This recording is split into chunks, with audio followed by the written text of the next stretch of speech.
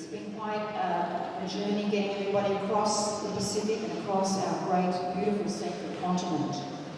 And each of our community elders has a story.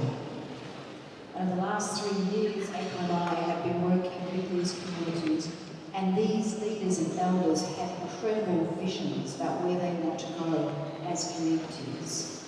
Very powerful visions.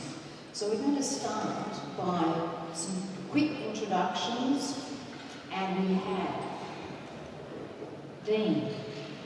April's over there, Dean, Jason, Bonson, Gadrian, Cato, Mum or Sheila, Ike, Isaac, Michael, Melina, Jeffrey, Eddie, and boys remind me, Nicholas, Scotty, Gordon, and Fred. Make them welcome, everybody.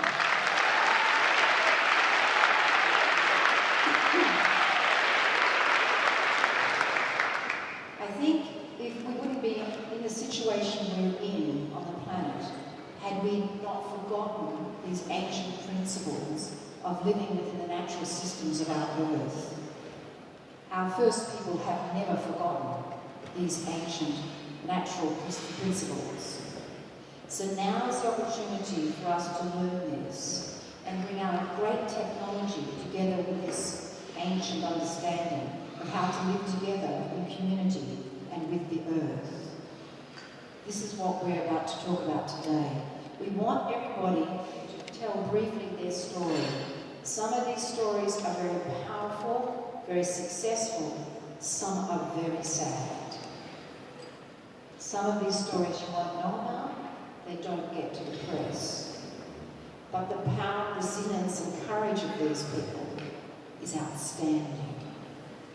So I'm going to sort of go different people, I might go right to left. But I'm going to start with Michael. This is where our journey started. And Michael Anderson, put you on the spot. We started the journey with Michael a few years ago now. Michael works across the country and has across the planet for decades, helping communities, Indigenous communities, find their independence and help build their capacity. So a snapshot, Michael, of the journey for you, building community, your community, and your work with others, and how renewable energy is a catalyst for making this happen. First of all, I'd like to acknowledge one. Hello? Okay, sorry. I come from the Gumbo Nation sits on the border of New South Wales, Queensland. When white people do boundaries, please excuse me when I say white people because that's the only thing I know how to relate to foreigners. The line, nobody knows how to draw circles in the white world. They get a rule and draw straight lines. Not realising, of course, that when we barrier from New South Wales and Queensland in football, half our mob belong to Queensland, another mob belong to New South Wales. So we get infighting in families, so they start that straight away. But in my journey, one of the things that I could talk about a whole number of things, but since this is about energy, I'd really like to just focus on energy.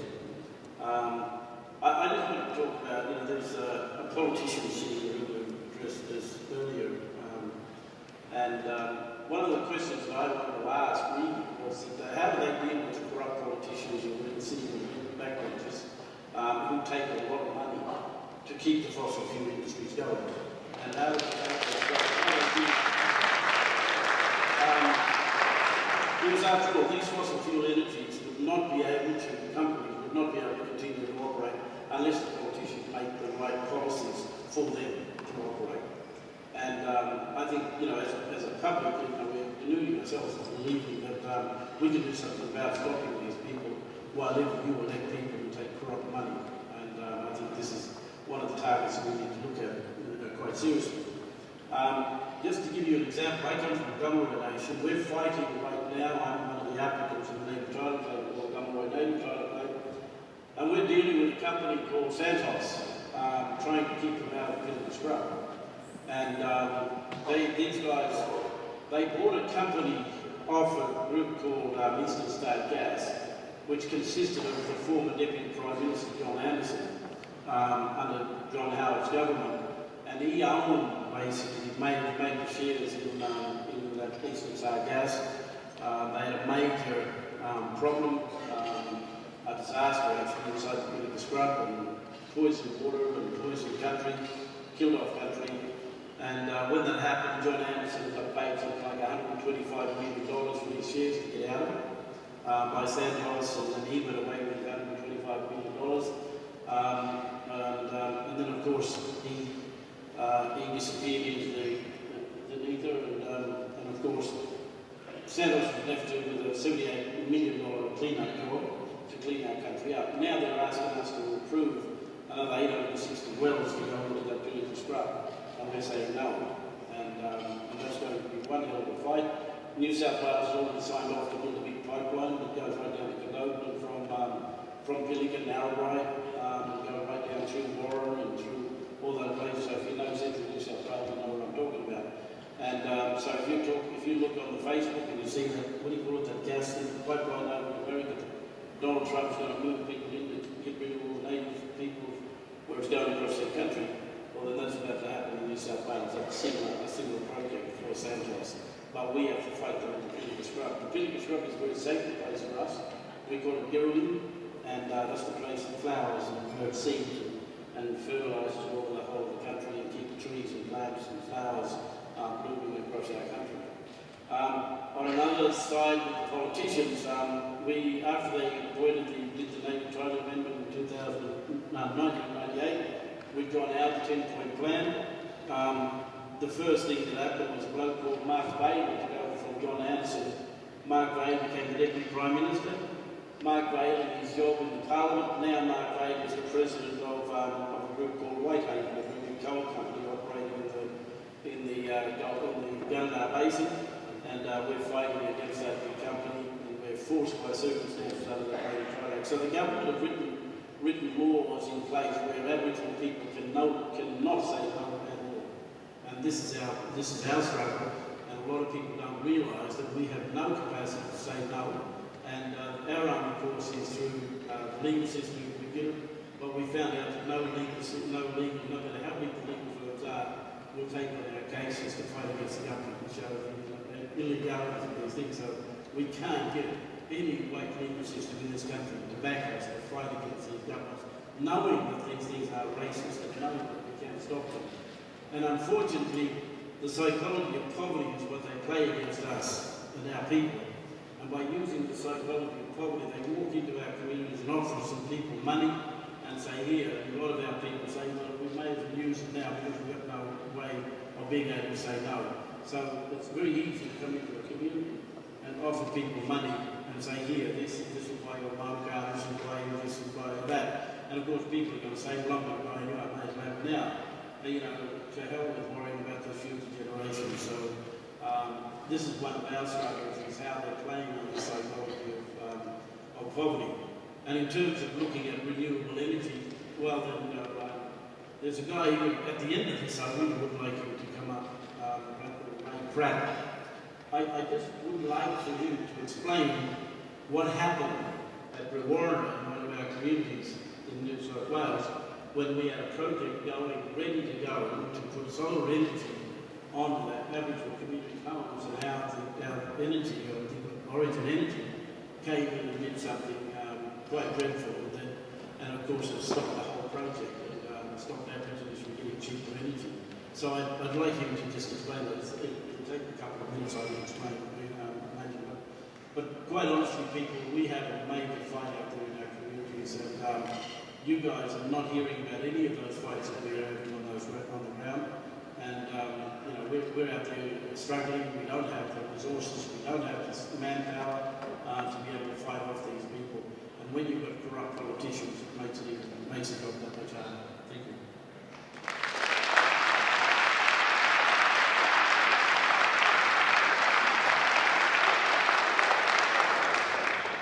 That's a snapshot. Michael's understanding this is extensive. We'll catch up with him later. It's an education. It's a big learning curve. But he's across the country, and as I said, helping all these nations. We're going to go across. Dee, are you ready? We're going to explain a little story. This is a tough one. Dean's up in Belize, Umbi is this community. You saw a snapshot there of a community, a beautiful community that was in existence until about 2 years ago. And Dean, tell us what happened. This is where renewable energy is life or death for these communities on country. It's the difference between them staying or getting back on country. So Dean, explain what happened to the community.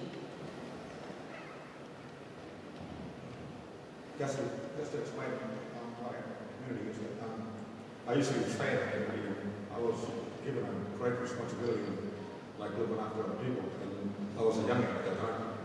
And a lot of the elders they taught me a lot. I'm not known as being in our community. I'm known as China because I'm English as my second language. My first language was speaking language. I speak about 40 from the Kimberley side. And on the Kimberley inside out back and front. They actually, one day, the government actually chose to close the community there. And the population was roughly around 500. And due to all that, they wasn't actually told why. We still actually questioning why they actually did it. Because back in the past, before, back years ago, when the government actually came through, that place now, it was called Forest River. Changed the whole area. It used to be a gathering ground for all solar generations, all the people, and most of the people who was taken there back in the past, they was taken there as babies, most of them. And a lot of people that actually got taken away wasn't told why, wasn't told who was their family and stuff like that. And they were still in the community when they actually closed down. And they elders now, it says that that's their place. Because they don't really know where they come in, their relations, when it was actually taken away. My mum was one of them who actually come from a stolen generation. When they came in and shut the community down, a lot of the elders from that community was heartbroken.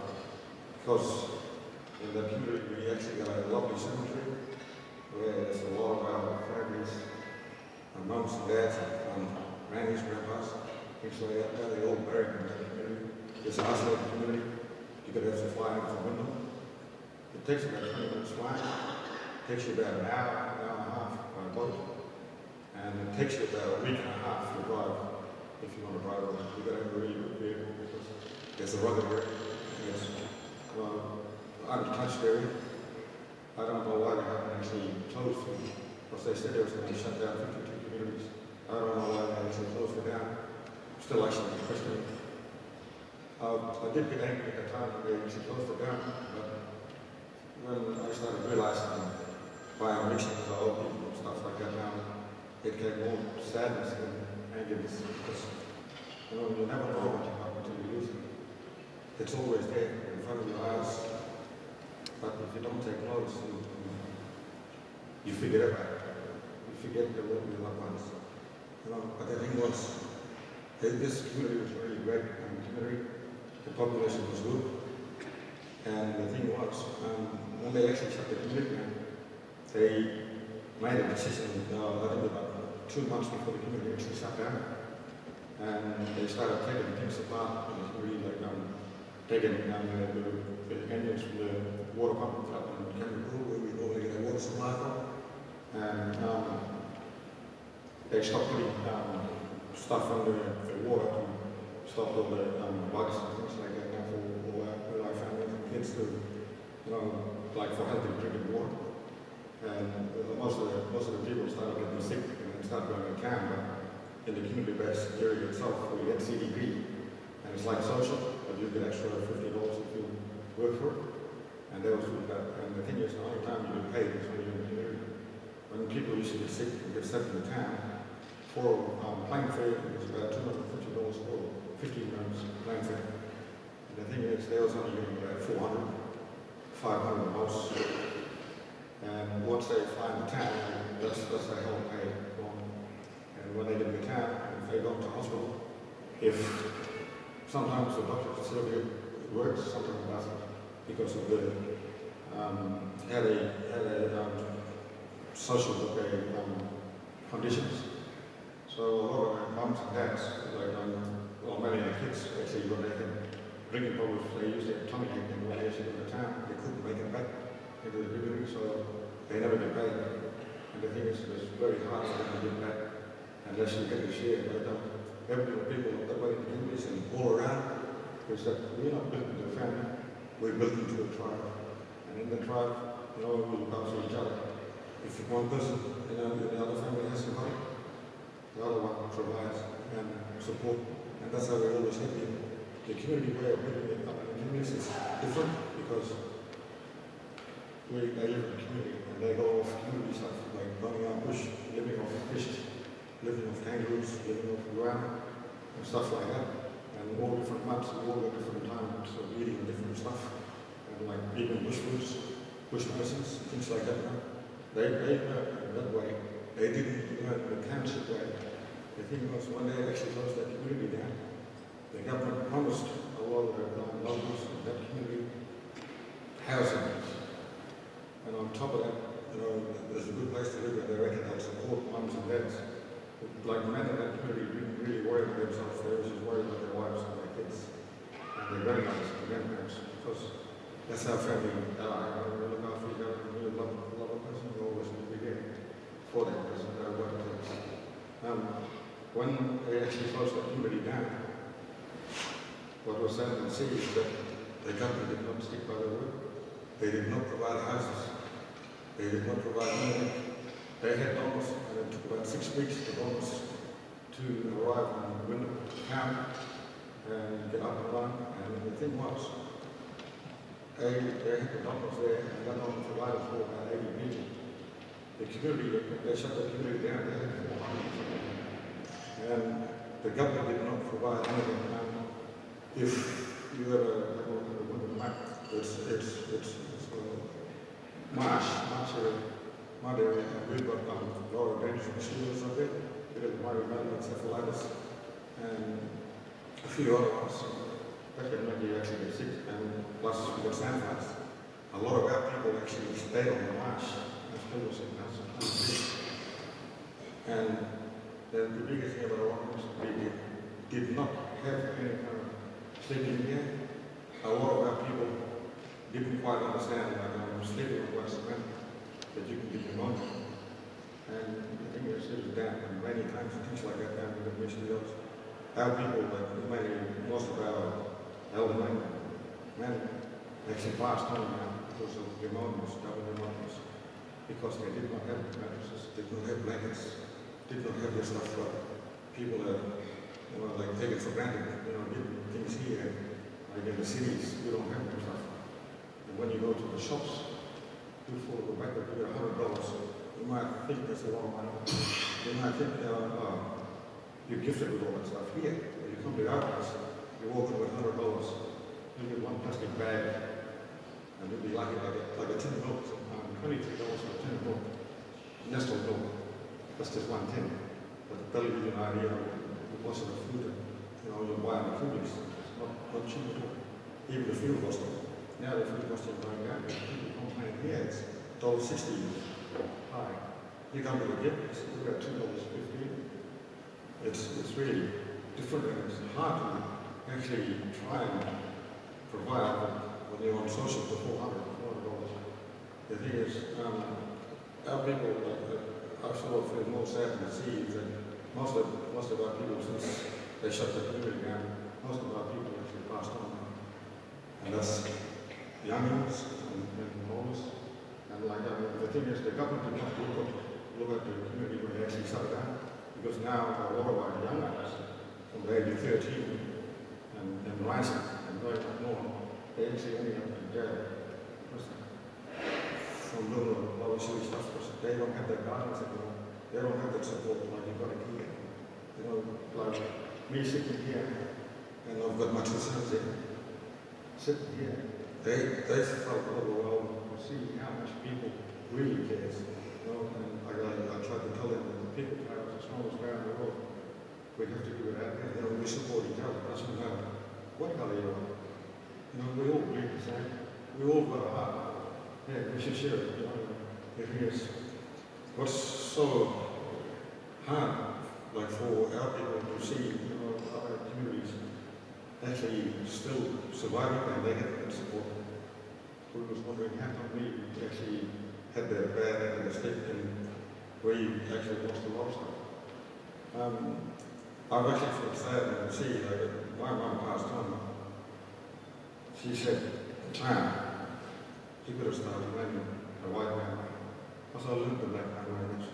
I've been out in the bush all my life, so as I got older, I started learning how to read and write. It was difficult, but there's nothing is impossible. If you set your mind and you set your heart, and you really want to strive in that direction, go for it. Because you never know how actually you will go, where you want to go, and how you want to end up. What I want to do for my people, I really love if I get that support, is take my few time and have them back home with my people. Give them the chance. And a lot of our people that I know, they all lost hope. Mainly because of the health.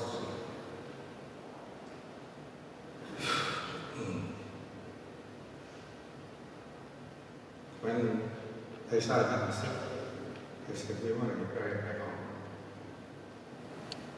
But I loved this. I said, if I can help, I would help them. So that's why I dropped all my job. I started working in Ireland. I worked out there for a little while and then I couldn't handle it because I felt within myself, no one else would do it. So, I'm educated enough to take that step. I always try and expect unexpected now and today because things don't just happen overnight. It happens. Things happen for a reason, yes. But I think it should be for a good reason. Not for something to be so sad that you can't sleep. You can't think. That's why a lot of people, younger ones, when they don't have that support, they go with the easy way out. And the people from our community took a lot of easy way out by taking their life. And I'm hoping to try and change that by supporting our people from the heartache, the present moment, our people now alone. Because when they wasn't provided a house in town, it wasn't much after they had almost 110 houses. And the people was still, overcrowded. And when there was a small population of 1,500 people, and when the community people went in there, it wasn't the same because a lot of the community people was jealous. And if you understand jealous is a really bad answer to each other because you shouldn't be jealous, you should be proud of another fellow going forward with the mouse himself. And we should take that for an example for everybody else to stand forward and go for what you really want to do and support each other. Make the family bigger and stronger, not break it and make them lift them up if they are falling down. If they're doing something wrong, tell them they're doing something wrong. Bring them back to earth. Tell them, you've got something worthwhile for doing. And when you do give, share. That's sad. I was expecting one of my sons to actually talk, but I didn't quite realize it. When I actually spoke with him last night, I said, you know just as much as I do. Because in our tradition, in our law, our youngest actually get taught from the dream times about all our dream time stories. We've got the property that talks about the earth itself and all the kangaroos, stuff like that. We get the wine that speaks about all the rain and stuff like that, waters and stuff. And then we've got the bulb that talks about the fighting sticks and the war and stuff like that. How much boomerangs you got then? Who's the quickest man in not a pigeon of a tree? The speed is what they normally used to have. The longer, the more accuracy. The shorter, it's only for short distance. The longer ones, they will knock a pigeon tree off the tree. I seen my grandfather line up, shake the spear with the boomerang, and then let it rip. And the poor bird, I felt sorry for the bird because he didn't have time to blink. There's a lot of other stuff, but my idea and my 2 cents, and so we carry the heart for a lot of our people on their hands, and hopefully we can get that support. And I still like talking about on why they shut it down. The thing is, we heard about it, and we wasn't approached. We was told 2 months prior before the committee actually shut down that they was going to shut it down and give us a date. And they did have a meeting with us. They had a meeting at the Woodchire Hall, and they made a decision to win. And the community people was broken, and a few others, some of them couldn't walk. They got their little walking stool and wheelchair, didn't want to leave. And I think that's when they actually jumped on that plane.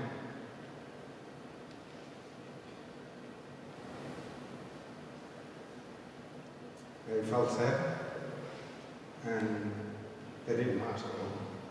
But they very away from their loved husband and the wives and their kids. They now have a very wonderful time, not in the community where they grew up. And just for now, I'd like to say thank you very much, Michael, and all the rest, and all the people here, for all that support. And if you're here for everything, people, put your heart in the right place. Thank you.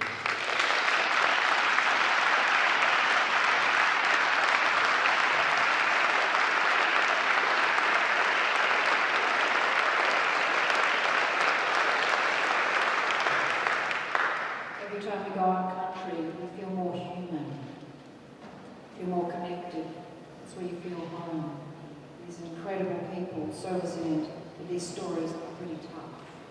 But this is again where community energy can make that difference and get communities working towards a positive aim. This is what we're doing with Dean's community. We're going to throw Cato ready to give us a snapshot of where you're at with your community, where community renewable energy is playing that important role in capacity building.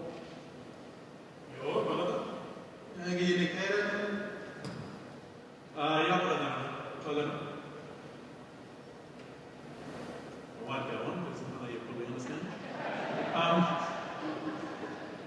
But I'm Cato, I come from the west. The map that we had up at the beginning comes from the peak country, where we get a lot of sunshine. But before I do offer my few cents worth, I will acknowledge the welcome that we had from the Warranderi, I think that says mob. Also acknowledge the previous 2 speakers.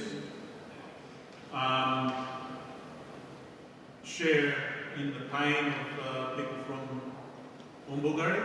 They're of all the communities that were targeted to be shut down, they're the one that were forcibly shut down and people were forcibly removed.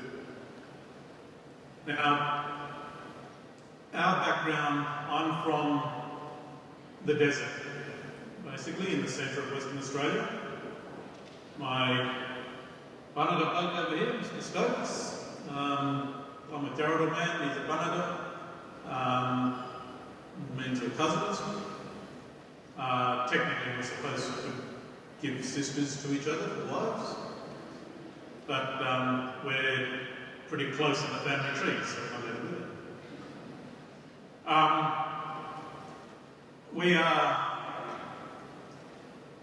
first, I'm like a second generation contact person. My mother was born in town, but grew up as a nomad living in the desert. And for a lot of us, because we were still out uncontacted, we did not have all these, afflictions of policy that were bestowed upon us by the colonial administration. So some of our family were taken away, but a lot of us were still in the bush. 4 points that I want to make. what brings us here, and my wife David's in the audience somewhere. She's taking a nice photo. What brings us here is today, as we speak, there's a chap from Auckland. Is this thing going on? Yeah. There's a chap from Auckland looking at our houses. We have a community on the edge of town in Leonora. Currently 9 houses on it, which we're putting into solar panels and battery storage. And part of that story is essentially to rescue our households and their finances. Everyone's on power cards in these communities. They go between payment cycles on their pays and run out of power. And so spend anything up to 2 or 3 days without power. And that was when we got normalised. Prior to that, the state government ran the power up to the front gate, and we were along with, up to $30,000 power bills for each of the residents.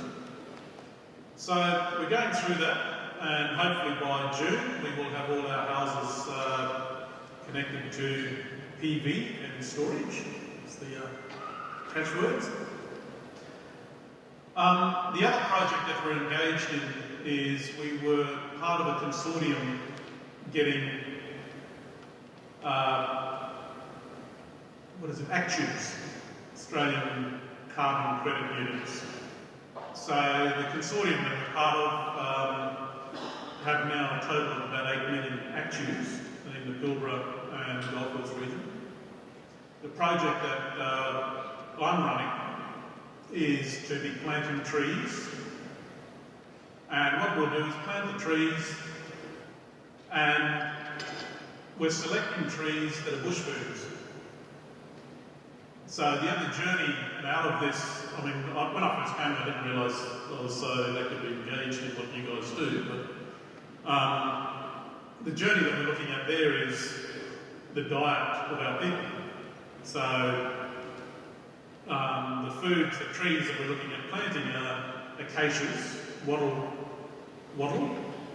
and acacias are high in protein, they inhibit diabetes, there's a whole range of benefits that come from eating or consuming acacia trees, which are traditional diet, and that's where Aboriginal people need to reposition ourselves to be able to eat our traditional foods more than we introduce foods.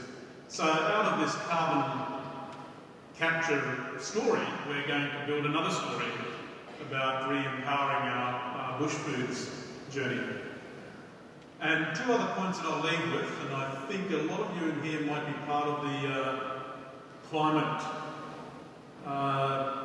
what do you call you guys? Climate people fighting against people who deny climate change. But I have a challenge for you because I'm the chair of the West Australian Nuclear Free Alliance. We've been campaigning against uranium mining in Western Australia, and we've stopped Colin Barnett from starting uranium mines now for the last 8 years.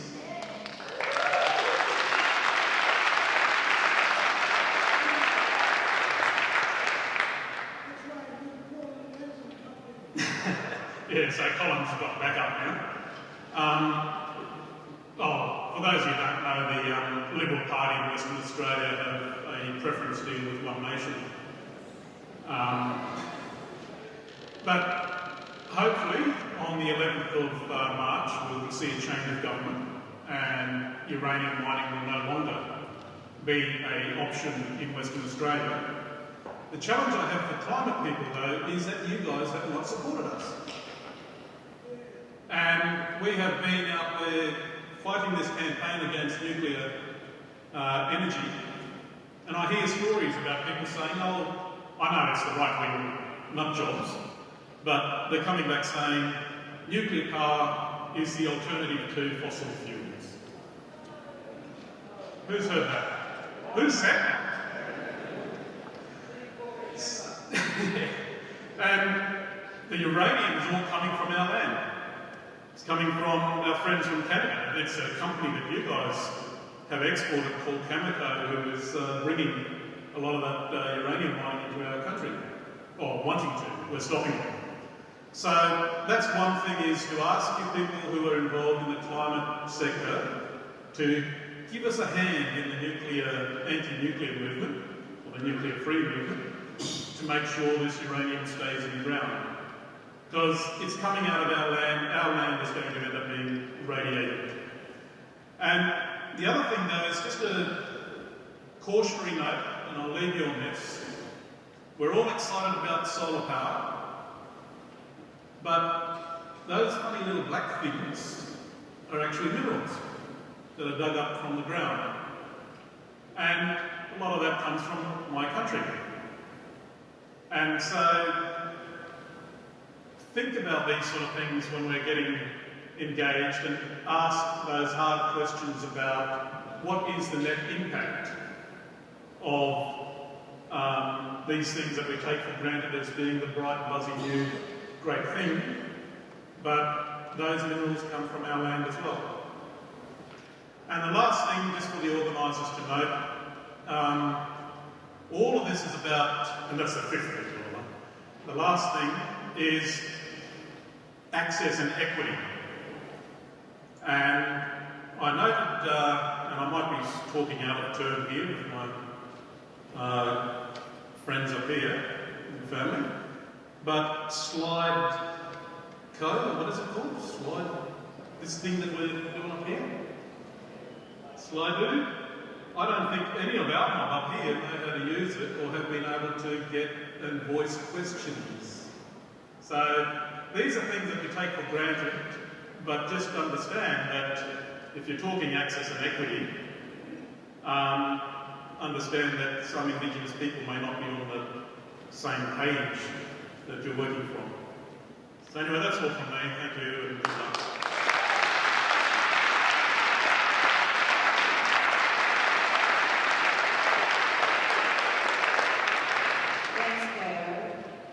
Eddie, you're up in Cairns, African Tablelands Way. We popped up there in April last year. 3 nations coming together, tri-nations, 20,000 Aboriginal people going off-grid, back on country. Incredible. Incredible stuff. These people work every weekend workshopping to make this happen. And it's just been a delight working with Eddie. Just a little summary of where you're at. This is a massive, massive job. 20,000 people, 3 nations. And renewable energy and education, Eddie, what are you looking forward to in the healing process? What are you looking forward to seeing in this? Okay, renewable energy. We're excited about it, but we still have a few hiccups about it. But anyway, to start it off, as Tracy mentioned, we come from the African Tableland. Massive amount of land given back to us. The government High Court judge actually comes out when the land determination is handed over, and he said, this is your country, go and do what you want, how you live, your custom, practice what you want, do everything you want. And he goes away from a big meeting like this, all of us out like that, and we say, Tata, thank you very much, we're going on country. But then we read the small print, according to the state laws, which says you can't go on country, you can't do this, you can't do that. So that's a big trick, to that. So we are finding ways around that, and one of the ways that going to help us get back on the country is this renewable energy. So once we get that, the thing that's blocking us now is land tenure. State laws, the High Court Justice go on there, you're free to go. State law says on land tenure you can't do it. So we're going to have to fight or get around this land tenure, which says that we can't do nothing. We can't even chop a tree down on our country, and yet just a half a kilometre from my block, they can take a half a mountain away, mining, with no compensation to us. So we've got all these little blocks, but we're excited about it, and with the coming of the renewable energy, see, the morning pours into our rivers. So we need drinking water now. It wasn't our fault. So we need renewable energy, as in solar, to help pump the water up. We've got the groundwater underneath the ground to get it above surface so we can drink it. And that will create a pathway for our people to get back on country. Now, my brother-in-law, we have trouble with our children. We're forced to live in town with all the expenses and that. And so my brother-in-law had an idea that we'll get our children and men and boys back on country, and my sister's working in Cairns, working with the mothers and babies, with the plan of getting people back on country. So brother-in-law wrote a program up, which the government said it themselves, that is the third best in the country that they've seen, and gave him $2 million. So, but in them doing that, they still can't get back on country because of the land tenure and all that. So yeah, they're fighting all that. So where we're up to now is trying to get around that and working on people. We do have people connection that can help us get it on country. When it's on country, we can open up another world for us as an enterprise and projects and things like that for our country. So, just in a nutshell, we will do our part, and there's maybe some people here that can help us with this project on country. And, yeah, thank you, Tracy.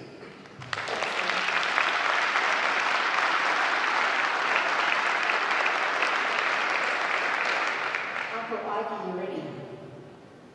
This is where our journey started a number of years ago when Michael invited us up on country to look at sustainable community building. We're at a community meeting and someone mentioned energy bills. One of the bills we were shown was $3,000 to $4,000 for 1 quarter for a home. I think my first response was I burst into tears. Then we saw a few more bills that were even higher. And this started a journey 2-3 years along the track of understanding what's happening in communities and how vulnerable many communities are, don't have a voice, don't understand the system. So Ike, tell us, we've been on the phone every week, we're yarning, we're pushing this forward, blocks keep coming up. We're very close now, and tell us how important this is going to be, not only financially, but training up these kids with the solar. I'd like to just thank you for allowing me to speak and have my respect for the traditional owners of this land, past and present. Just to tell a story about a little town called Brewarrina. People might know where it is, but it's a little town 100 k's from Perth. It's classed as got the worst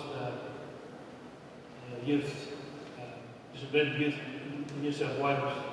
We've also got the highest death rate in New South Wales for 100 people. The average age for a male in Brewarrina is about 47 and a female is 52, so we see death pretty often. I'm a pastor of the church at there, so I do most of the funerals, and I'll tell you what knocks you around to see the people die so young and so quick. And I grew up on a mission in the reserve, and I said to Mum one day, I said, Mum, how come we're always living on the riverbank? She said, son, she said, when the mission days were operating, she said, Pop was fair, and she said, Nen was black. Pop wasn't allowed on the mission, and Nen was allowed to count. She said, so we decided to live on the river. So I lived on the riverbank all my life, and, but I've seen people deteriorate. I think they ain't got any better for Aboriginal people. I believe they got worse. And whoever's advising the government, well, I don't know who they are, but they're definitely ain't advising the right way. But anyway, I moved down, I was in Sydney for a while when the boys back to the Cronulla Sharks, and we moved back to Brewarrina. And a lot of young people kept coming to me and saying, we can't pay our power bills. One little bloke had 6 children, he had a power bill for $7,000 for the quarter. And I said, geez, that's not right. And we were getting bills for $2,500 a quarter in our house, and I think there's something wrong, so I rang the power company.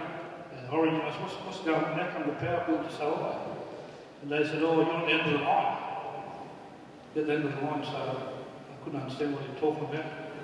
But in a little community like Milan, there's no clothes shop. Our food's very dear,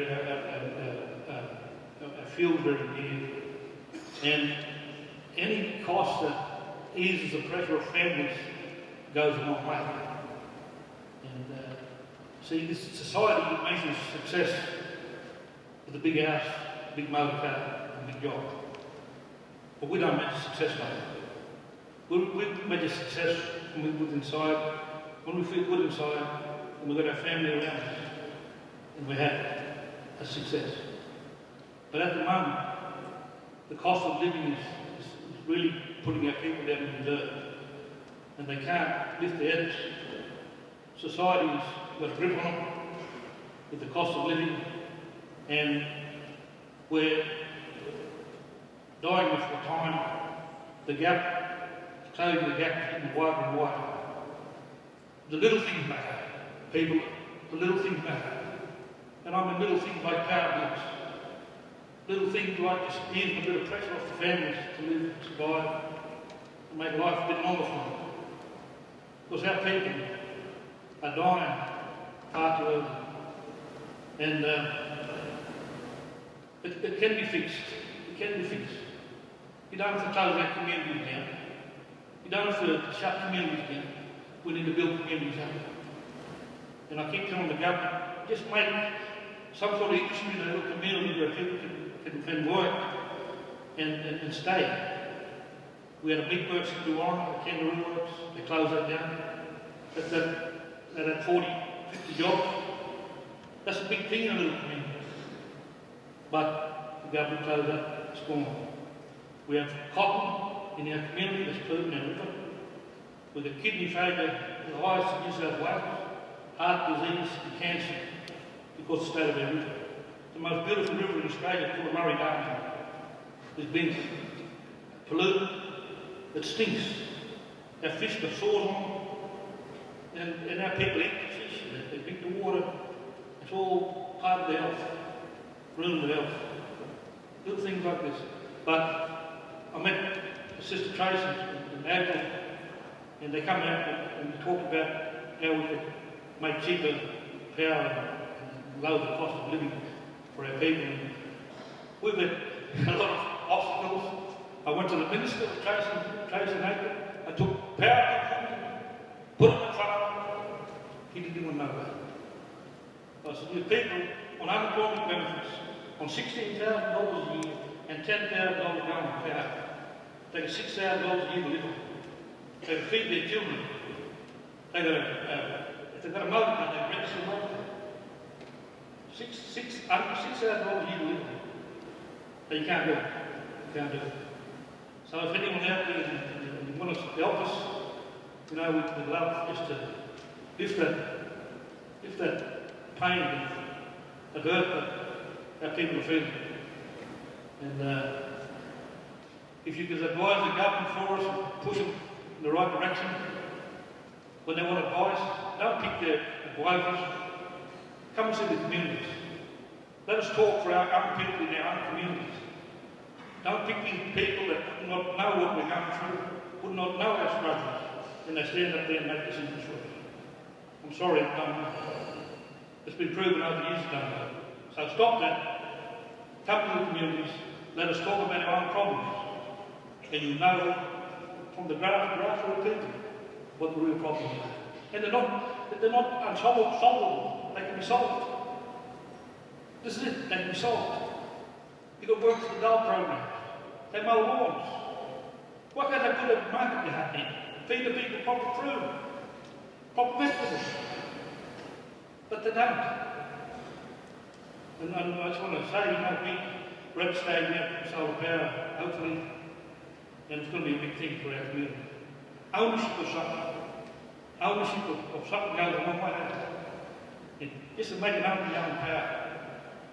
Owning your own. Yeah, the power that drives the house, to me that'll empower our people in a mighty way. I just want to thank you for speaking, and if you're a praying person, pray for everyone, pray for all the people in our communities, because we need prayer. We need help. We need divine intervention from above. We're in pretty bad state, people. We need true help. Our people are dying. The race is dying. You read more about a whale being stranded on a beach than a young person hanging themselves.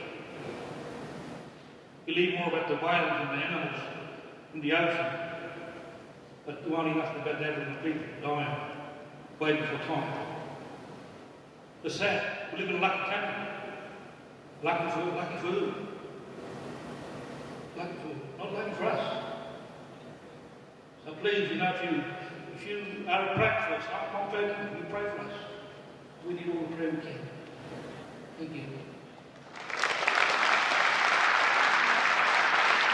When we first went up to Acres community and we talked about the solar and this community struggle, and all of a sudden this layer of oppression, this black cloud lifted, and they started talking about food production, water catchment, housing.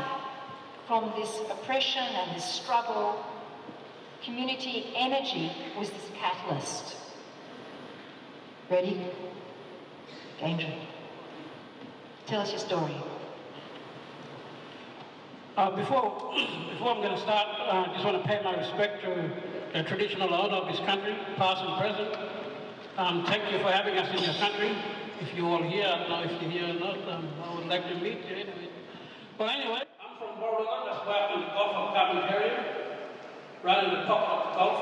If you look it up on the map, you'll see us be 200k out of the Queensland border in the Northern Territory. That's where I come from. So we had to drive all the way from Borroloola to Darwin and fly down here. Yeah. And I just want to tell you about my country a bit. I want to tell you the names of my country. It'd be a bit strange for you, but like, I'll call the names of language in our country. Like where I live, Wandamula, and my other brother there from Wadawada. We got a lot of names around the country. Wandamula, Wadawada, Millabandula, Mubara, and you got all other countries like Running, Namaru, Ruangana, Miramina, Nanjamanga, Yarama, Munganyabala, all that country right across the Gulf. But when money-hungry people come in that country, they look, oh, that's Borroloola. That's King Edward Bay, the biggest tourist attraction in the Gulf. That's a road on the Queensland, Cape Prophet Highway. They see that's Swearing River. But they don't know that they're in a country with many names. Already there in our country, our stories, sacred sites, drinking sites in our country. That's what they don't know about. They're coming there and look at that country, oh, it's the bushland. What they see is that they got dollar sign in their eye. I mean, that's serious, you know. People need to know about this sort of thing. And the whole reason why we came down here, because we're serious about this renewable energy. We're serious about this solar power. If I wouldn't be serious about it, I wouldn't be here sitting right now talking about it. Because that's the only way I look at it. That's the only way we can put a stop on people who want to come in with this dirty energy. We can cover it. We don't want your dirty energy. We want our clean energy. In our clean environment, for our future generation. And we want our people to be able to benefit from it. Work with it. Work on it. Because we got a big problem with Makata River mine in our country. I don't know whether you all heard about it, but it's been all around media and all that, ABC News. We've been bringing up all that issues about Makata mine, where they got this pastoral, this little block leased area where they got on the mine site. But they didn't know that they're going to affect us downstream. They didn't keep their poison into the mining lease. They had no right to contaminate the river right down through the Makata River. Back in 2014, this is serious about it. 2014, independent monitoring came down there, and what they've done monitoring of the river, testing on the fish, and they proved it, that the fish was poisoned. Sorry, fish was poisoned. They already proved it. So what they done there, they took our livelihood away. The whole MacArthur River that's our livelihood. We fish off that river, we hunt off that river. They took that away from us. That's all the serious struggle we got there in our country, in the Gulf. I know it's really sad, but we've been struggling for many years fighting against it. Like they didn't know that in that country we had different clan groups. Like we got different language groups.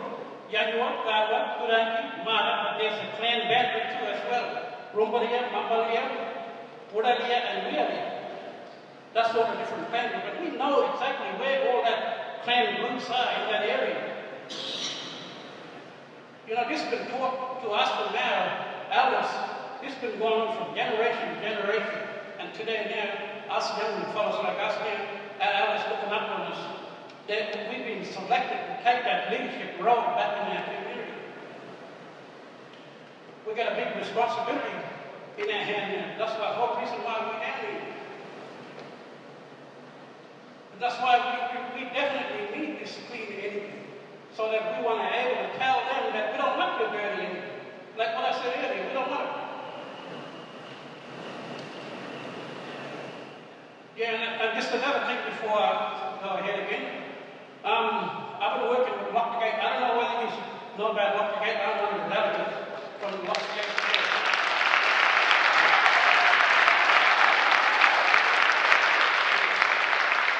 So we've been keeping up for so long. We've been fighting together. I know that this Lock the Gate is not only just like me as an Indigenous person, but it's got a lot of non-Indigenous. We are working together on the same struggle. I know we've got a lot of good non-Indigenous brothers and sisters out there too in the same struggle. So we've been teaming up together. By doing this, it's the only way we can get together, if we unite together and keep it really strong. We show the real leadership here. I think we should take this in Parliament and take our leaders in there.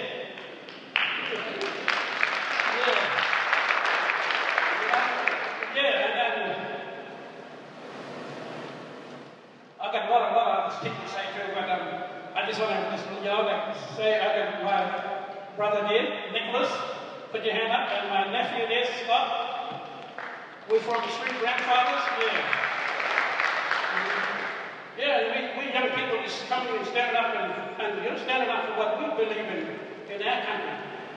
We're standing up for what we believe in, fighting for the climate change. Yeah. And that's a good little short one for you. Thank you very much for listening.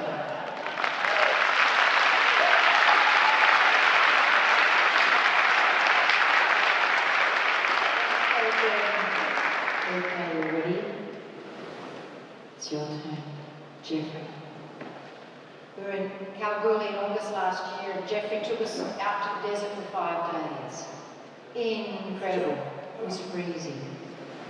And he told us the story of all 11 communities that we visited, and it was the Australian Nuclear Free Conference at the same time.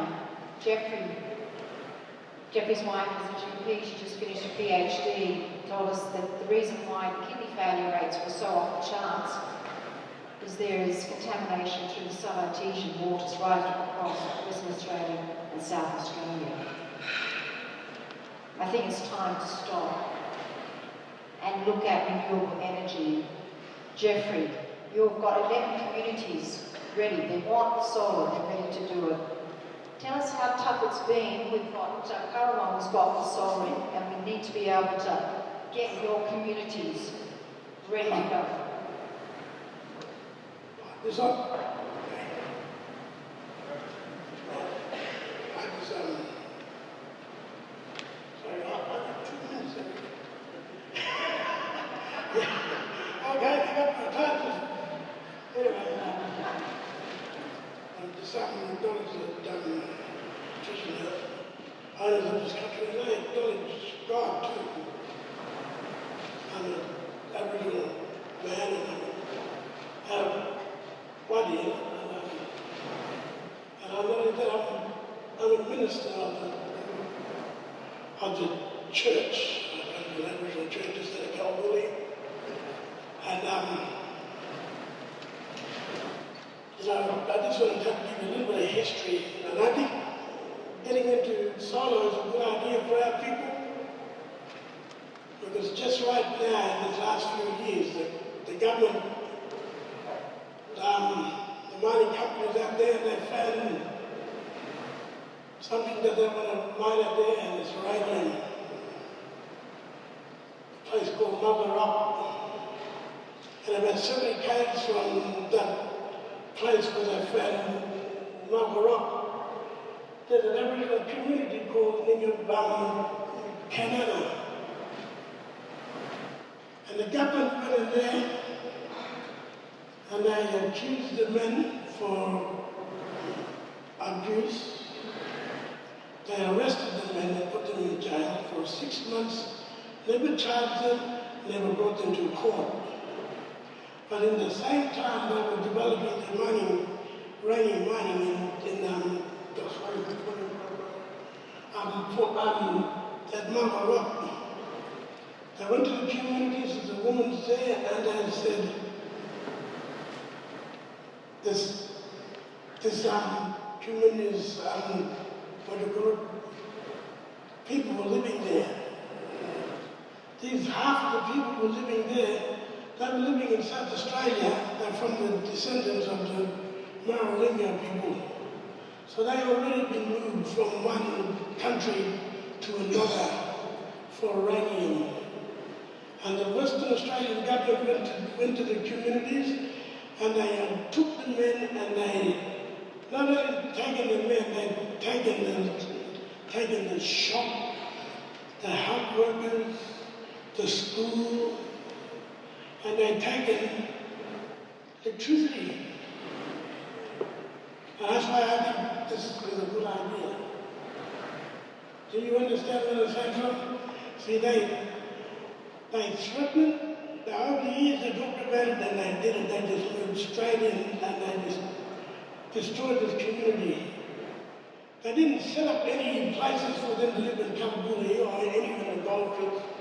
They just took them and made them French dwellers in Kalgoorlie. And now the mayor in Kalgoorlie is saying these people, we want them back where they come from. We can't go back there because you know, it's like a druggie. If I want you to buy my drugs, I'm not dependent on them.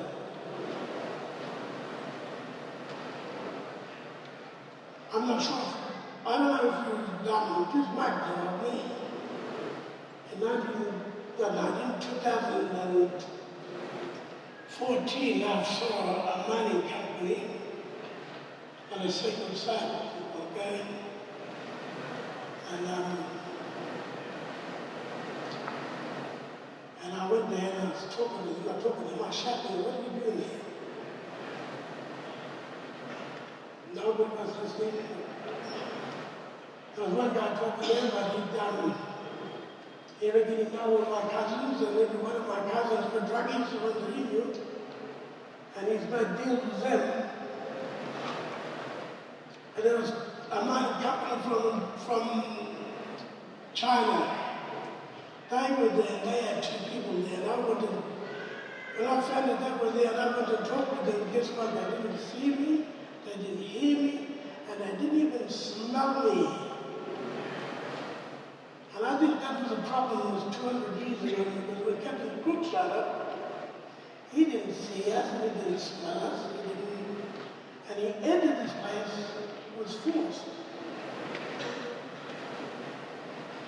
He shot at our people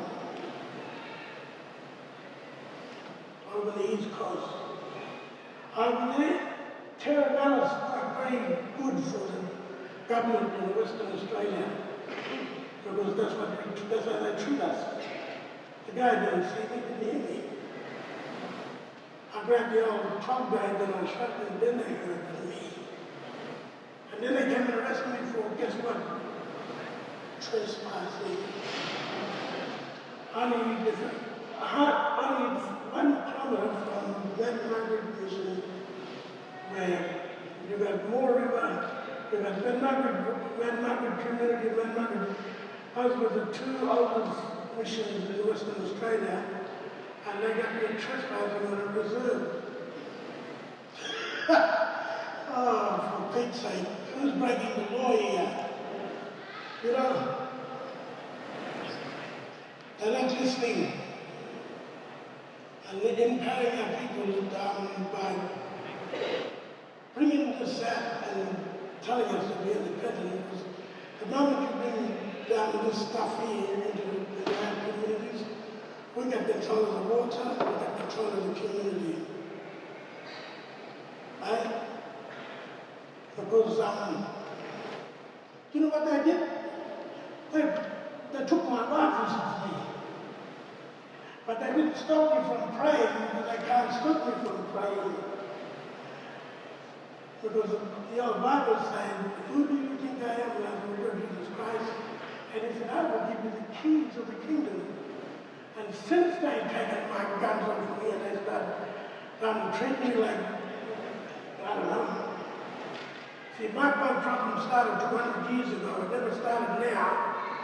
You know, these guys complained about white people. You know?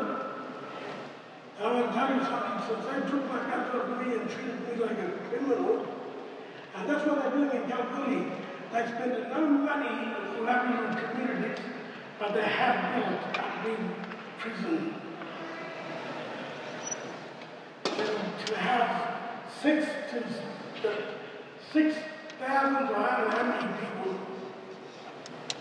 See, when the problem with this country is the law changed from our laws, the green card laws, to the Western laws. And in the Western laws, we are the breakers. We break their rules. But the old Bible says, if any man enter the sheep and not by the gate, he's a thief and a robber. That's John 10. John 10:10. The thief only comes to steal, kill, and destroy. We are dying out there, and they are destroying our land, our culture, our language. The stolen generation is a type of warfare. You knock out 1 or 2 generations, you defeat the people. They know that because the Roman Empire used that against them. You know, this is what they do to us is warfare, not just radical. That's why I asked when the government, this premier, was talking to the government, they're talking to you tonight, what the Aboriginal voice that you have in the government. Because you certainly have nothing in Kalgoorlie and Perth. And as for the federal government, other than that, it's nothing. This is our land. I'll just give you finish off with a verse, and I want you to understand this. In Acts 17, it says this, everybody knows if you know your Bible. The Bible says in Acts 17, from one man God created all nations of men, and he determined the exact place and time for them to live. China for Chinese, India for India, and African for Africans. England, I'm going to say again if I didn't say the first time, England for Englishmen. This land here, guess who God put in this land here? Anybody, can you tell me? Come on. I didn't hear it. Again, who did God put in this land? Aboriginal people. He didn't put the English in this place. Okay? I put themselves in this place. You know, I didn't want to say that. I want to hear my sister come in.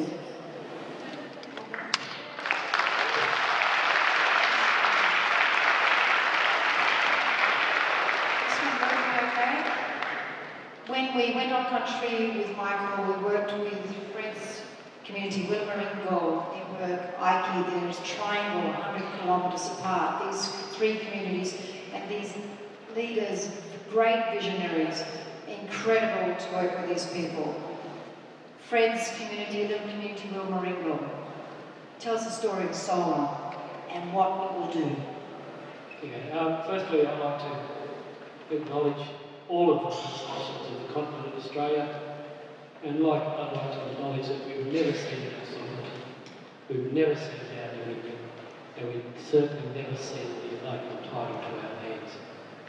And in particular, I'd like to acknowledge the First Nations people who own this land we're sitting on today, and their elders past and present, and our elders past and present as well.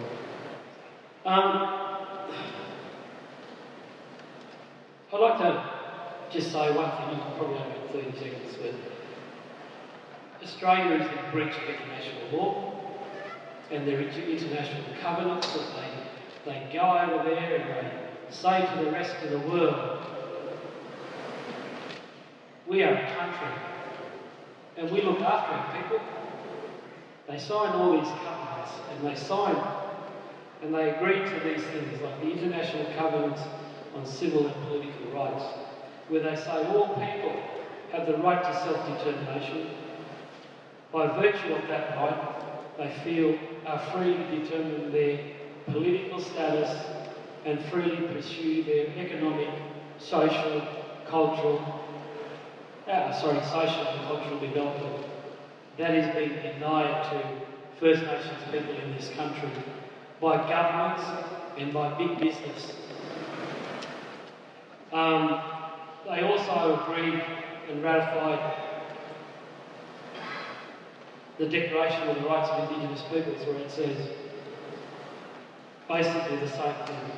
Indigenous peoples have the right to full enjoyment as a collective or as individuals of all human rights and fundamental freedoms as recognised in the Charter of the United Nations and the Universal Declaration of the Rights and International Human Rights laws. They also say that we have the right to self-determination. Tears were coming out of my eyes when I was listening to my brothers here describing what government is doing to their communities. And I grew up, as I said, on a little place called Wilmaringal. We're on the Kalgoorlie River, where we're the Wurundjeri Nation, and we straddle the New South Wales and Queensland border. When I was growing up, I lived in a tin hut. We never had solar power, we never had power, we never had solar power. We cooked on the fire outside. We were the most energy efficient people on this continent. We never had pumps to pump our water into tanks. My mother would go and get the water out of the river on the old shoulder with one of those old Chinese things that they used to put across their shoulders. And now we've got to beg to even be a portion of the energy efficient people that we were. And that was 1970, 1960s and 1970s. We were living a sustainable life. What happened to us? Colonisation happened to us. And colonisation said that you have to be like the people who invaded. You have to live in a house.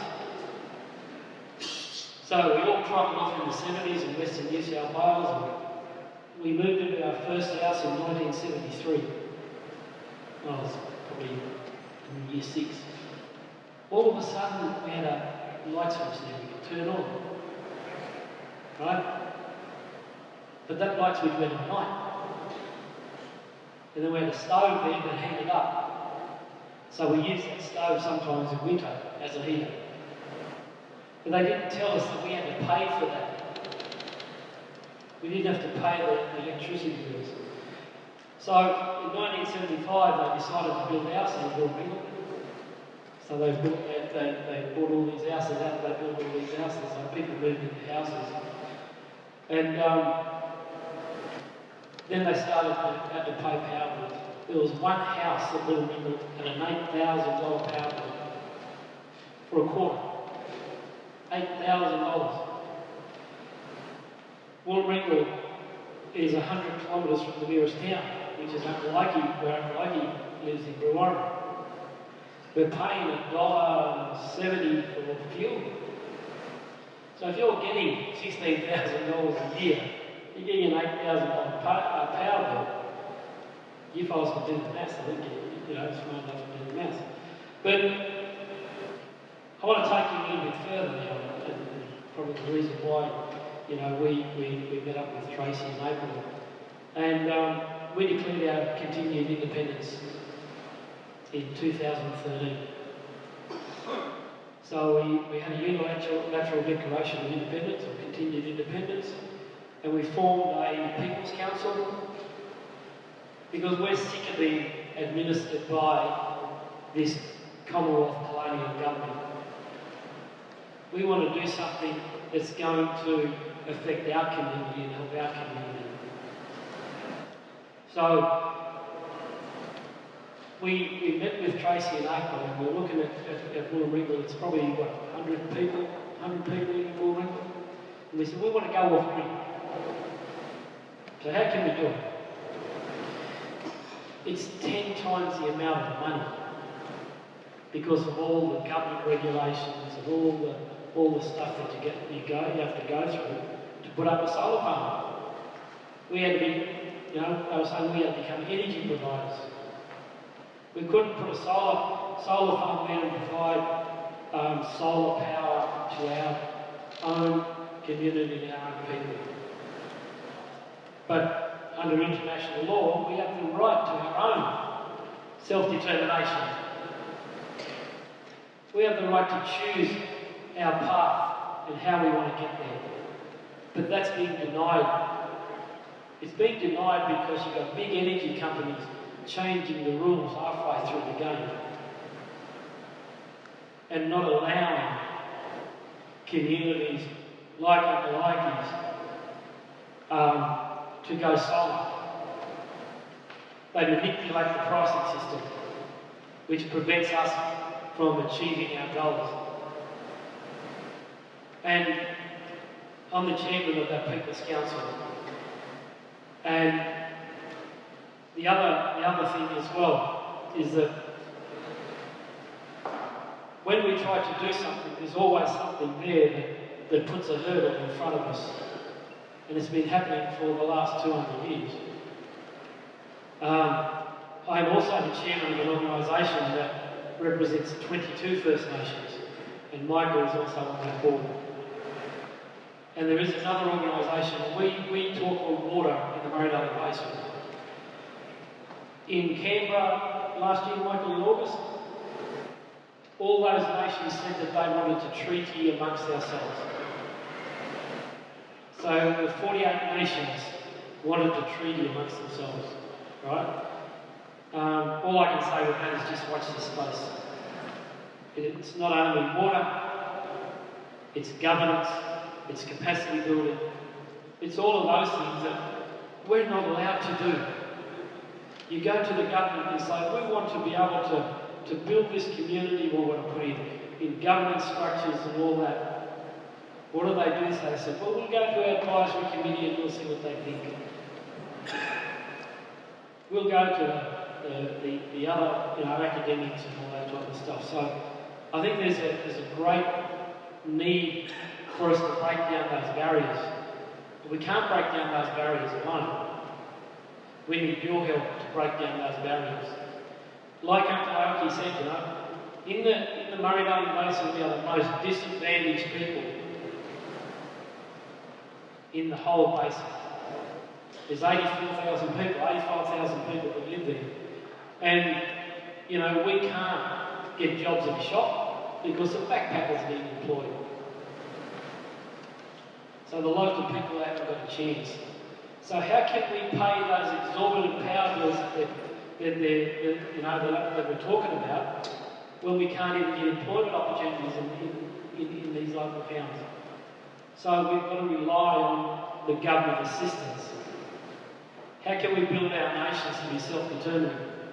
I think renewable energy is a way of doing that, or at least starting that pathway to self-determination, self-governance.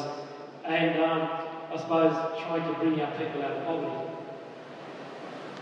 Because while we're relying on government and big business and big power companies and exports,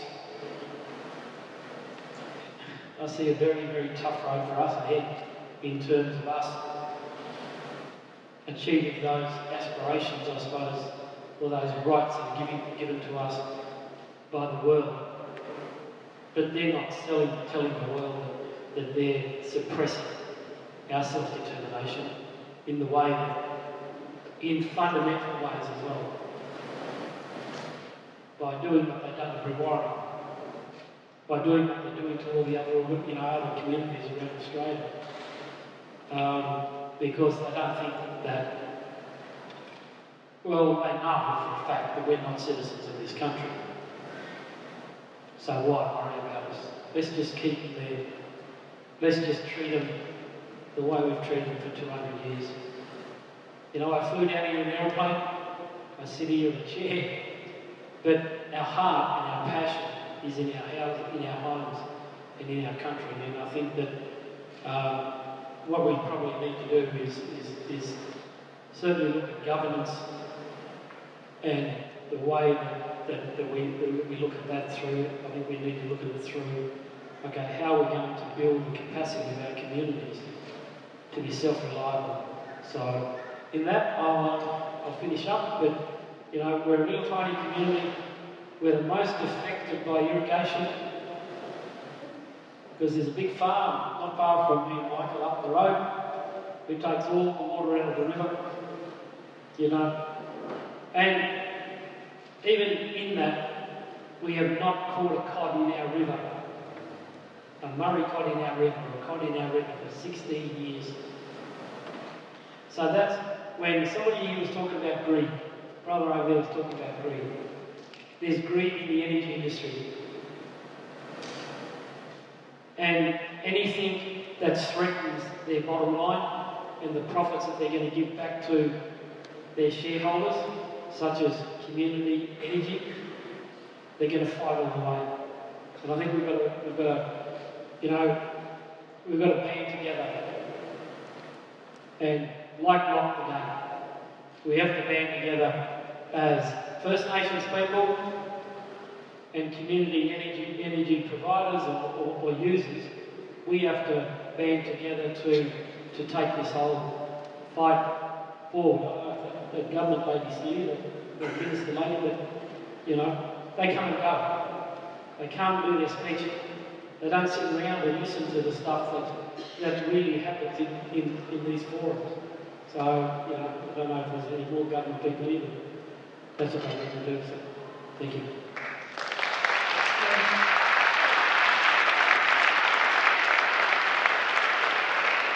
Powerful visions, great leadership. It's inspirational to work with these incredible people. We're going to go to Melina, Gordon and Mum to finish. So, welcome, Melina from Canada. Tell us your story.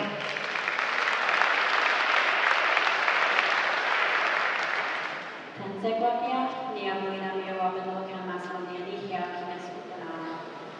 name is Melina. I'm a member of the Lunacorn Cree First Nation, which is in northern Canada, in the province of Alberta, in the middle of the tar sands. I would like to acknowledge and recognize the original peoples of this land and the ancestors that are buried here since time immemorial. And also thank the organizers for having me here. Traveled very far from Canada, 24 hours, so still getting over the jet lag, but very happy to be here. Like I said, I come from a very small community, which is in the northern part by the Rocky Mountains, on the east side of the Rocky Mountains. A small Cree community where I'm actually the first generation to not attend the mission schools. Like many people here on this panel, many of our families went to the mission schools, and my dad was actually hidden for just under the first decade of his life from the Indian agent that would come into our communities and take the children. And so they eventually went to a day school, and he has, we've heard many horrible stories from what our communities and our families have had experienced from colonial policy that impacted Indigenous communities right across Canada, as well as Indigenous communities here. And so on top of that, after facing these types of genocidal policies, our communities are really reeling in the crisis and experiencing post-traumatic stress syndrome, intergenerational trauma. So, you know, what we're also experiencing is a new form of colonialism in the form of resource extraction. And since I was born, there's actually been logging, conventional oil and gas, tar sands, fracking, and extreme. So if you haven't heard of tar sands, I think maybe most people have at this point, hopefully, but it's one of the most extreme forms of extracting oil from the earth, and the dirtiest form, and also the most carbon-intensive form. And so that's where I was born into, and so that's what I've seen, you know, as a young child, going in the horse and wagon with my grandparents and seeing the beauty and the pristine of the boreal forest, which is actually the northern lungs of Mother Earth, which holds in a lot of carbon. And now Canada is #1 in deforestation because of the tar sands and basically uplifting the boreal, which is one of the last remaining intact forests in the world. And we've surpassed now the Amazon in deforestation. So it's been a pretty intense thing to see the land and the water and the air changing drastically within my lifetime. And what we've experienced on top of that is actually oil spills as well, from the pipelines that are kind of crisscrossing 400,000 kilometers of pipeline that crisscrosses Alberta. And just to finish into that, and I want to actually talk a bit more about renewables, but to understand what we are also dealing with in terms of why we're transitioning to renewable energy in our communities. And I know Chief Planis will talk about this, who's a big inspiration from where I come from, is because with this type of resource extraction, communities are on the front lines of resource extraction and also on the front lines of climate change. And that's why what we call in North America, and it's probably maybe called here, but just transition. And what does a just transition look like? Because if communities are just transitioning, but a lot of communities are being left behind that have experienced the brunt of environmental degradation and climate change, then I don't really see justice in that transition that we're all trying to build here in this room. And so what we decided to do after a massive oil spill impacted our homeland, which was one of the biggest in Alberta's and Canada's history, was to start that transition to renewable energy. And so I started researching and did my master's in Indigenous governance and focused on renewable energy and what that looks like in First Nation communities. And with that, it was a project that actually now powers our health center. It's a 20.8 kilowatt solar project that powers our local health center, and it's one of the largest top-of-hole mount systems now in our region. And it's a beacon really of light for people, because a lot of people at that point, if you think about remote communities, have never seen solar panels. So my auntie, who's in her 70s, she is, was like, she said, I've never seen these before, and I thought I would only see them in my lifetime on TV. And so, when we brought them into the community, it was really exciting to, hold a solar feast and to have a ribbon cutting ceremony and to actually be powered by renewables. And this gives the young people an ability to see that the future does not have to be from destroying our homelands and resource extraction and potentially, the catastrophic climate crisis that we're all facing as a human race. And so that's why, for us, renewable energy is quite exciting to utilize this type of technology, which is actually much more in line with Indigenous values and philosophy, because it's regenerative and it's much more in reciprocity with our natural laws and the natural environment, as opposed to which is resource extraction, which is an extractive way of living. So that's all I'm going to say for now, and I thank you very much.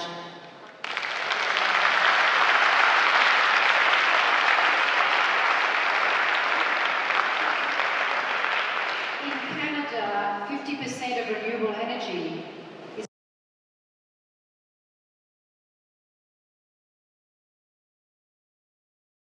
now said, well, this is where we want to be. Fellow Commonwealth countries, there's an international precedent. It must happen here. It should be happening here. Please welcome Chief Gordon Plains to tell his story.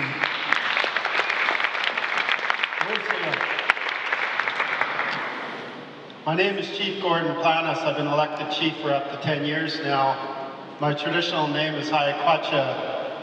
I'm named after my great-grandfather from Chiano, the Salmon people. I lived in the village of Siosu, means the sounds the pebbles make when they're being washed up on our shores. I want to acknowledge the land that I'm on, the ancestors that walked on these lands. I'm very glad to be here, to be a part of this. I want to also acknowledge all the people that took their time to come into a circle, and the ones that organized this. It takes a lot of work. We have to, maybe before we start anything, let's have a hand for the people that put this together.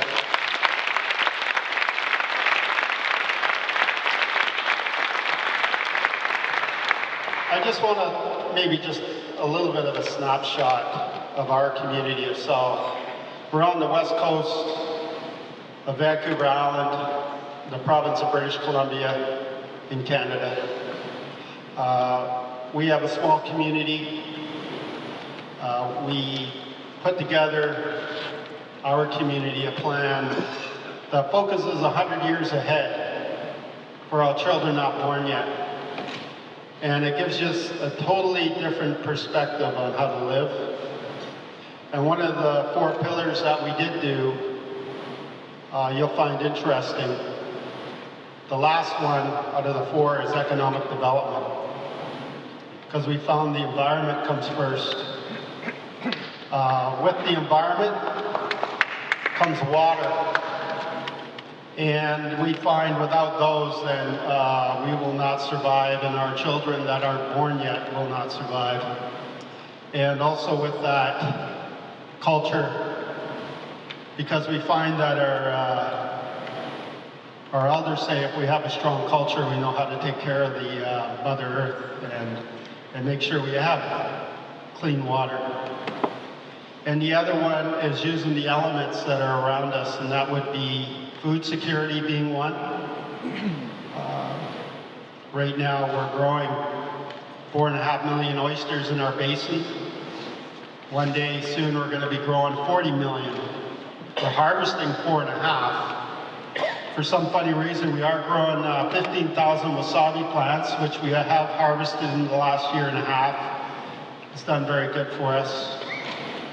And then the other thing too is we live in Canada, but who's to say we might be growing pot soon. Medicinal marijuana, but I don't know if we'll be doing that. It's called sustainability. But anyway, the other one too is energy, the energy part. BC Hydro pays us. They send us a check for power, and that's kind of neat. I like that. I like that concept of a utility paying us. And maybe we should start thinking like that. Let's turn this whole thing upside down and see what happens. And I think that we all think that way. We might live better. Also, we have half our homes on solar hot water. We have a smart energy group, and we work with a lot of First Nations across Canada. And we're doing it as Natsamat, all as one. And again, when you think about the 7 generations, you do think differently. I just want to close, because I know it's been great, and I'm going to be speaking tomorrow. The last one we did in the 4 pillars was economic development. And when you do the economic development, you know you have a strong foundation before you do it.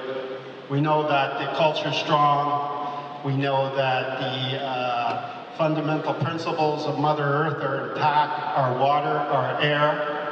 If you can ensure those foods that only you have to go and get not very far from home, then we make positive changes. And those are the things that come to us. We don't have to worry about those.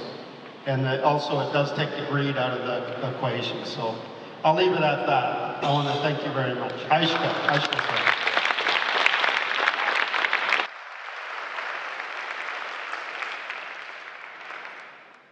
On the stage here, thank you, Gordon.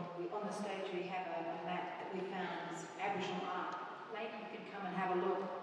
And it's the symbol of sitting around a circle around us why the elders chose to sit in the centre circle, all one. And God will speak, as you know, tomorrow at 11:30, I think. And each of the elders, we're going to pin up on the boards outside our room there. You'll see later, we'll direct you to the elders' room. And there'll be times when each of these elders will be speaking. It might be for an hour here, 2 hours, but look out if you want to catch up, listen in more detail. But we're going to close with this, have a quick chat with Mum, Sheila, and telling us a little bit of your story of your community and what you'd like to see happen in your community. My name is Sheila Humphreys. I'm from Perth, Western Australia. I'm also from the stolen generation. I was born in 1940,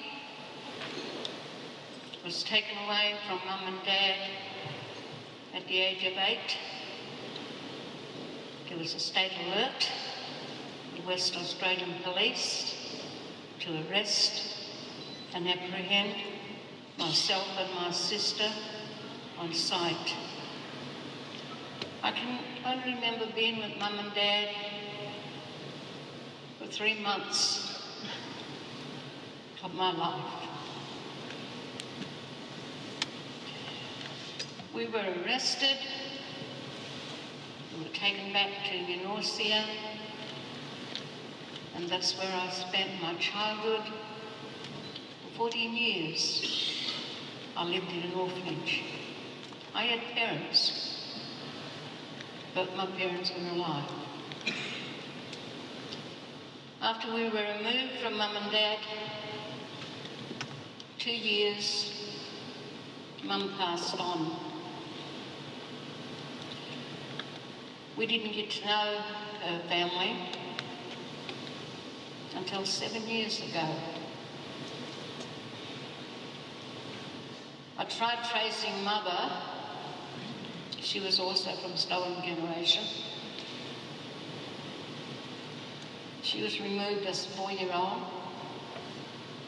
placed in different institutions in Perth. Every time she was placed in a new institution, they'd baptise her into a different religion, gave her a new name. Mother Darling had 9 Christian names.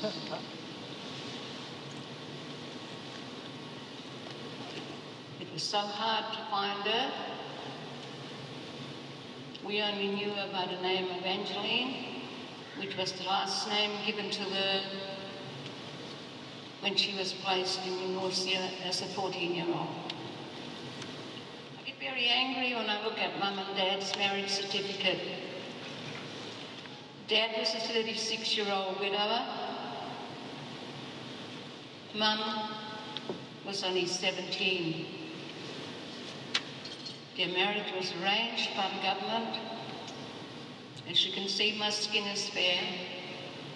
She had a white father. To wipe out black,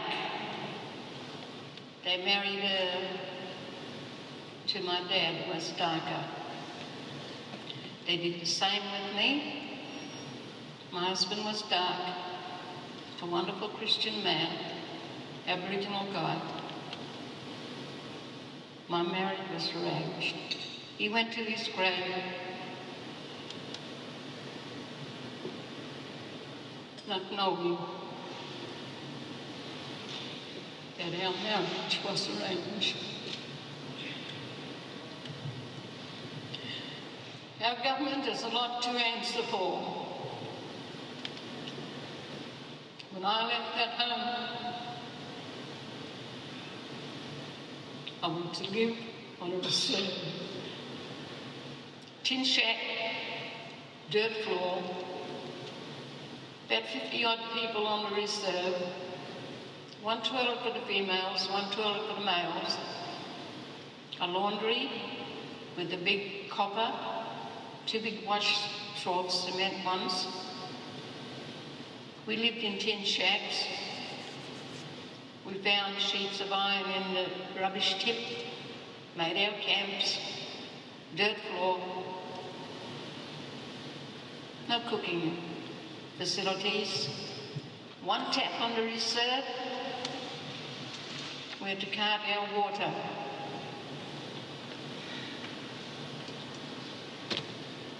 And guess what? My people are still being like that today. What's up with the government of Australia? They got a brain in their head. We're people. We're humans exactly like you.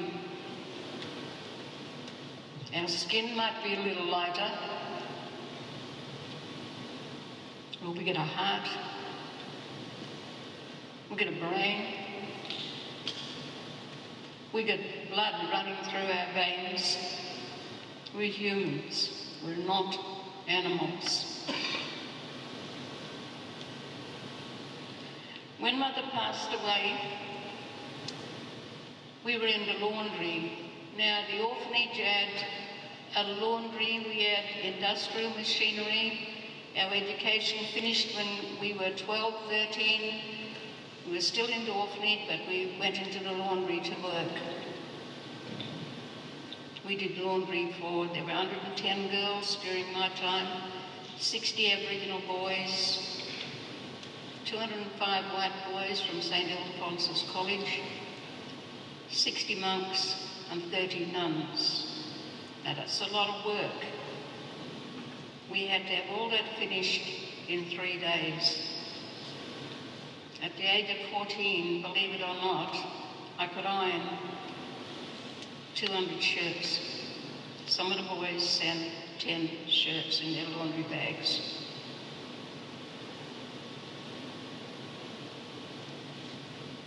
Our schooling, as I said, 12, 13, you no longer went to school.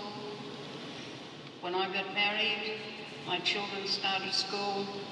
I couldn't help them. I didn't have an education. When my youngest, I have 8 children. When my youngest started school, I decided to go and further my education.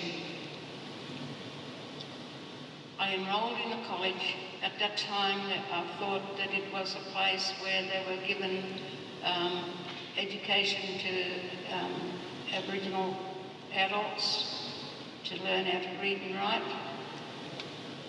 I enrolled in a full-time college. Didn't know the first thing about ledgers or anything else. I sat with a dictionary by my side and scribbled right through my human development book.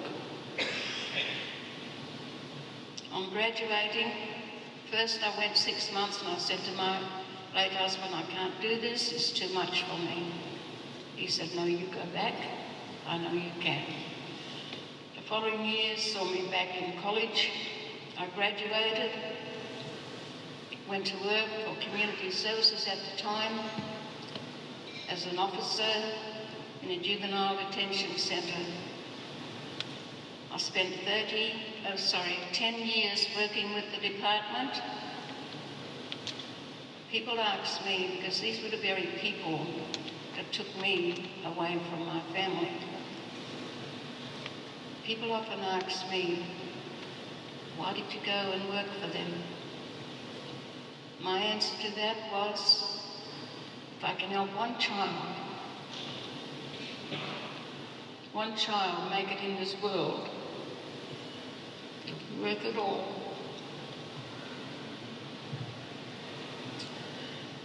From there, I'm still working today. I'll be 77 this year.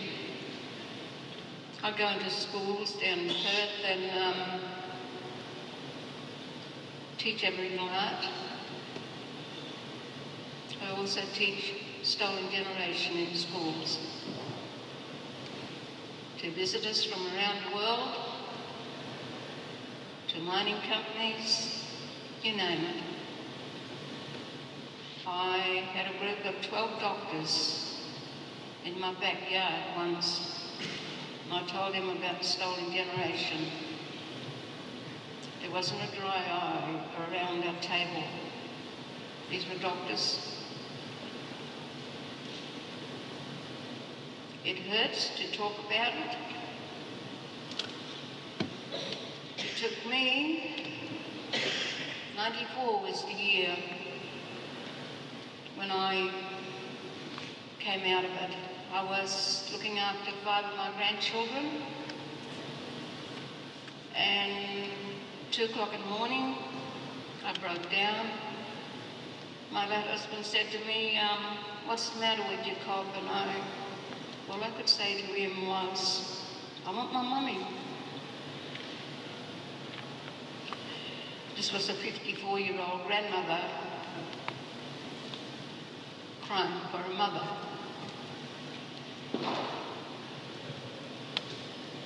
So he took me back next day. We went back to Ninorsia. Mum was buried in Ninorsia. And it was like I was going to a funeral for the first time in my life. When we came back to Northam, he said to me, I know you're full of hate.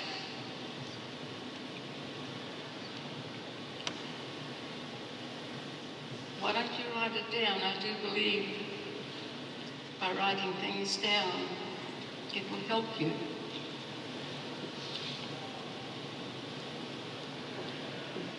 It took me 3 weeks before I can put pen to paper, and I started writing. Some days I can do 6 lines. The hurt and the tears wouldn't let me go any further. Other times I can write 3 or 4 pages. This year I'm going to put my story into a book. I had a bit of it on Facebook. One of the girls in Perth interviewed me. Worldwide, in a day and a bit, I got 47,000 likes. That orphanage was a very cruel place. Education? What education? We didn't get an education. It was child labour. I'll tell you about one of the punishments that we got. As you know, in the 40s, there were no biros around. We had to use the old nib and the inkwell. If you blocked your paper, which most of us kids did, little girls, 12-year-olds, under, you had to kneel out on the floor in front of the classroom with your work pinned on your back. These are coming from Catholic nuns, both arms outstretched, with a brick. We didn't get the cane. We got the brick on each hand. The nun had a sawn off, piece of broom handle, mop handle, whatever it was. So you kneeling there with a brick on your hand, naturally, a child, I don't think an adult can stay that long. Your arms are going to go down with the weight of that brick. She'd come around when she noticed your hands going down, and she'd hit you under your, where the brick is, under your elbow, and around on your ankles. Kids walked around with swelling joints for days. We never saw a doctor. They didn't take us to the doctors. I remember one girl, about 14, was a scroll. She had an abscess on her breast. What the nun did was crisscrossed it with a razor blade. No sedation.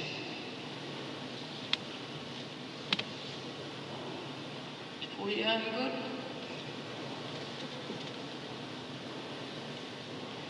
That's what I get from a lot of white people, but you were in there for your own good. Sorry to use colour. If they only knew what we went through in that I'd like to thank you all for listening.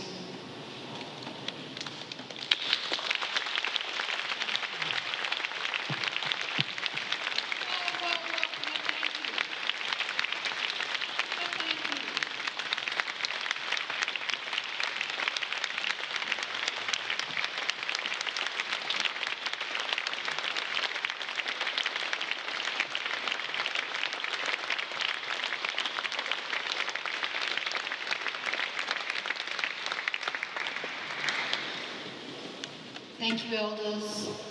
Thank you for your vision and your stories. Thank you, everybody, the whole community.